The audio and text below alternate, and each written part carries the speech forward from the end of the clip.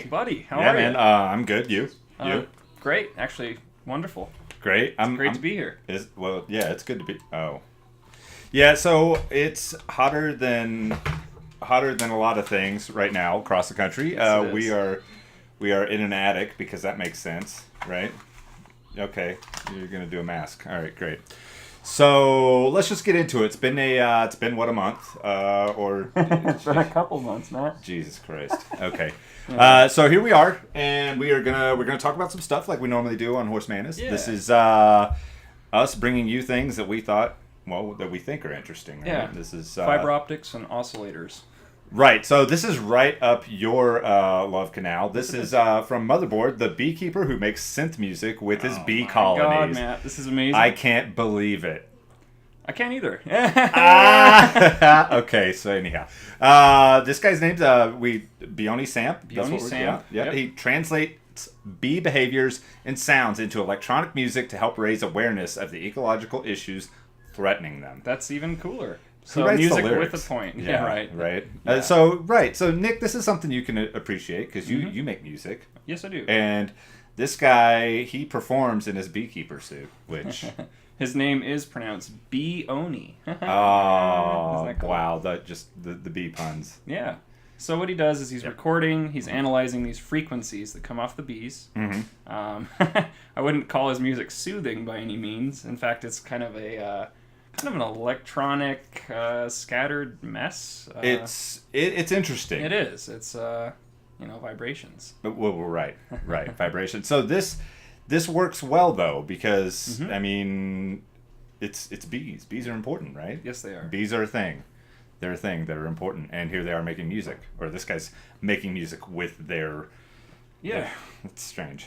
It's just really, really strange. The beekeeper suits. What's If you listen to any like Aphex Twin or anything like that, it's kind of what we're delving into.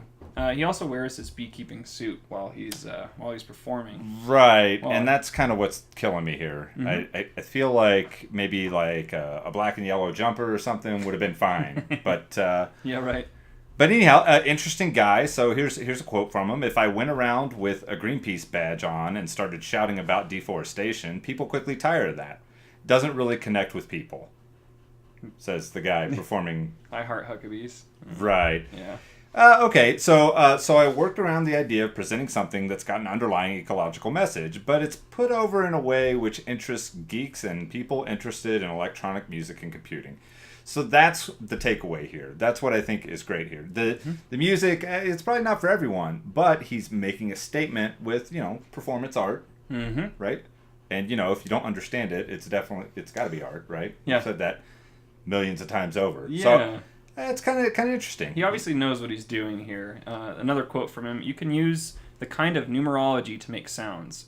I put in numbers like how long it's been since the queen laid some eggs and some drones appeared in the hive." So he's That's- obviously very, very calculated here. So it's really interesting because I have a bee tattooed on my arm, and I like the tattoo, but I get a lot of people asking me if I keep bees, and I don't keep bees. I keep a bee tattoo on my arm, but I've learned a lot about beekeepers. For instance, Nick, did you know they go by the term apiary? No, that's a Indeed, new they one do. for See, me, now man. you do. I have met more beekeepers having this. If you want to find out, if you want to learn about something, get it tattooed on your forearm. There you go. Seriously. Maybe not kids, but if you're older. Yeah. So this guy's music is on SoundCloud. It's on Bandcamp.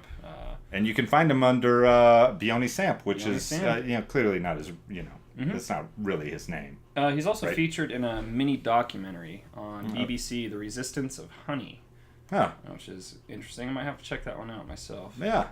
Maybe you could check it out too. Yeah, right. Hey, other stuff you could or could not check out, depending on. Wow, let's just get into it. All right. Sex magic, how to cast spells with your orgasms. That's a Black thing. Mage. So it's hard to get into these articles sometimes because the writing's a little over the top sometimes. So Just a little bit. just a little bit. And when you're dealing with characters, our last guy was Beone Samp, and of course, if we're going to talk to someone about orgasm spells, we probably ought to they would be named Kristen Corvette. Remember, blood is life, especially menstrual blood. It nourishes life. Oh, gosh. You grow humans. Oh. That's a quote from this article. I know. Wow. This is why I bring this stuff, though. I mean, Yeah. it's entertaining, right? It never fails. Man. When people ask Kristen Corvette how she landed her first book deal, she normally responds with a predictable platitude. She achieved her dream through a combination of hard work and luck. In private, however, she attributes her success to masturbating under the full moon. Again, not for everyone. Yeah. And this It's comes a sequel to Bloodborne is what this is. Right. There's like a lot of movies here. Right. I actually started watching Penny Dreadful, which is a series that's been kind of collecting dust over the last year or two because they haven't done this. I don't know. It's a Showtime series. Anyway, if you're into this sort of thing, you're going to dig that. Corvette is the editrix of Slutist, right? Of course. Why not? Yeah. Why not? And a professor of the new school's class, The Legacy of the Witch. Okay. She's a practitioner of sex magic, kind of like the Red Hot Chili Peppers, using sexual energy for manifestation. Here's a quote from her. It happened to be a full moon on the evening I submitted my proposal, so I engaged in my usual practice. Which consists of listening to my favorite erotically charged music, Death Grip. No, actually, for her, it's glam metal, Crue? Yeah. Motley Crue. I can appreciate that about her. Man. I can. I'm a big fan of Poison. Talk dirty to me. This is, I get it. This stuff was pretty overly sexual. Lighting a candle that has been carved to symbolize my goal and unsheathing my... Oh, God. You may never hear me say this again in my entire life, but unsheathing my crystal dildo to consummate the spell. That is a first for me. I have never, ever read those. It's too early in the day yet. It's probably... It's definitely too warm in here Yeah. So, anyhow, she's basically talking about casting spells with orgasms. Yeah. Which is, again, we're two dudes sitting here talking about this together. It's the level of awkward and uncomfort or discomfort is probably... Why does he show a picture of a crystal? That's what I'm wondering right now, too. I don't... So, hey, here's words of wisdom. With sex magic, all you need is to reach orgasm and you can change your world. Oh, wow. Okay. Yeah. So, I mean... So, okay. I want to know some... It's kind of steeped in history, okay? The history of sex magic as a whole is as expansive as it is elusive, and it's often difficult to obtain records about it. So if you go back to, like, the witch trials in Salem and stuff like that, those weren't really witches for the most part. Sure. Most of those gals were just... Hanging out? Yeah, a little different, you yeah. know? Yep. Which is, a tragedy for sure. But there are some instances where there is some actual, like, historical context to this. So the citizens of one area in Central Asia, known as Urgeon, a semi-mythical kingdom that fought for the rights of the Tibetan people. A semi-mythical kingdom? Yeah, okay. yeah. And they study something called the Hundi Chronicles, or the Hundi, where intercourse was regarded as not only procreative, but for the acquisition of magical power. Which I would imagine any married man would attest to some of that being true. Yeah, right. Right. Sex magic through Tantra, that's sting, where you're just going on for like 17 hours. Nick, nothing about that sounds pleasurable. 17 hours of anything, to me, is maybe sleep is about the only thing I want to do for 17 hours. There you go. I wouldn't want to eat for that long. I definitely wouldn't want to be... I've been, like, in situations where you have to be physically active when I was in the service. Yeah, sure. And that wasn't enjoyable. I'm here to tell you. I mean, despite 17 hours. Yeah, 17 hours, and there were some lulls there. Sure. So, if you want to read more about this, you can. I shared this with my girlfriend because it's hey, why wouldn't you? You don't always hear about sex magic. Right, you don't. Witchcraft. You don't. I really don't want to get into the rest of it because it kind of seems like, yeah. Yeah. Yeah. I'm good. Okay. If we're good with that, then we're going to go into something that... we've touched on this. It's been a couple years, actually. We've caressed this pretty... Yeah. I mean, given it a good deep tissue massage, I think. Yep.